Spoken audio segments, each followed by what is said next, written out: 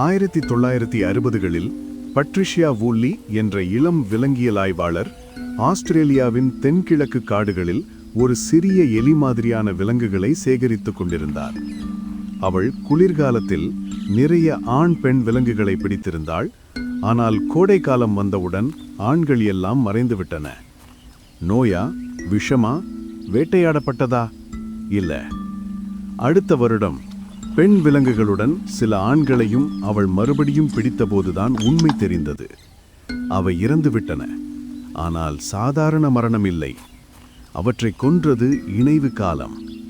ஆம், செக்ஸ் காரணமாக ஆண்கள் இறந்து விடுகின்றார்கள். ஒவ்வொரு ஆண்டும் குளிர்காலம் கடந்து வசந்தம் வரும்போது சூரிய ஒளி நீளத்தில் சிறிய மாற்றம் ஏற்படும். இந்த ஒரே மாற்றமே ஆண் அன்டிகினிஸின் உடலில் ஒரு கொடூரமான ஹார்மோன் புயலை உருவாக்குகிறது. டெஸ்டோஸ்டிரான் மோசமான உச்சத்தை தாண்டி வெடிக்கிறது. கார்டிசால், அதாவது ஸ்ட்ரெஸ் ஹார்மோன், கட்டுப்பாட்டை இழக்கிறது. இதனால் உடல் உள்ளே இருந்து சிதைவடைகிறது.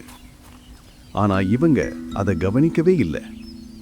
ஏன்னா ஒரே நோக்கம், வாழ்க்கையில் ஒரே முறை அதிகமாகவும் அதிக நேரமும் இணைவு செய்வது.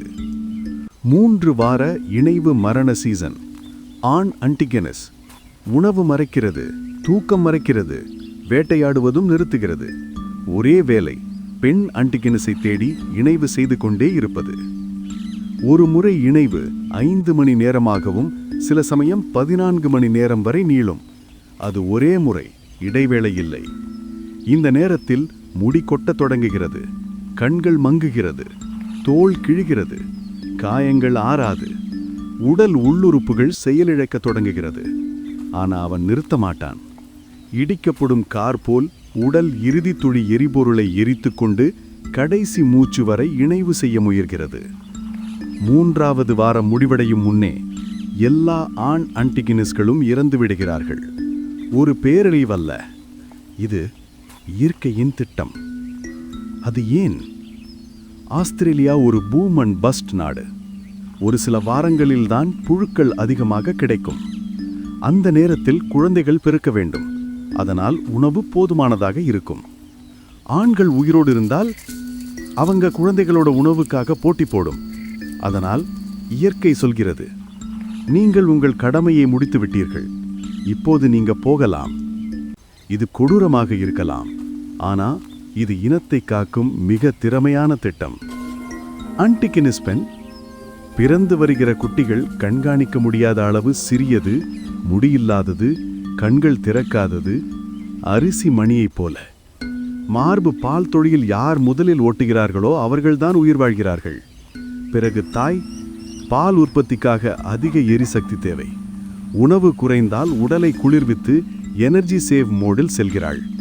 அவள் வாழ வேண்டும், ஏனெனா அவள்தான் இனத்தை தொடர்ந்து கொண்டு செல்கிறாள். இன்றைய ஆபத்துகள்: காடுகள் அழிப்பு, காலநிலை மாற்றம், வெளியூர் வேட்டையாடிகள், அதாவது பூனைகள், நரிகள். இவற்றால் சில வகைகள் ஏற்கனவே அழிவின் விளிம்பில். முடிவு: இயற்கைக்கு கருணை என்பதே கிடையாது.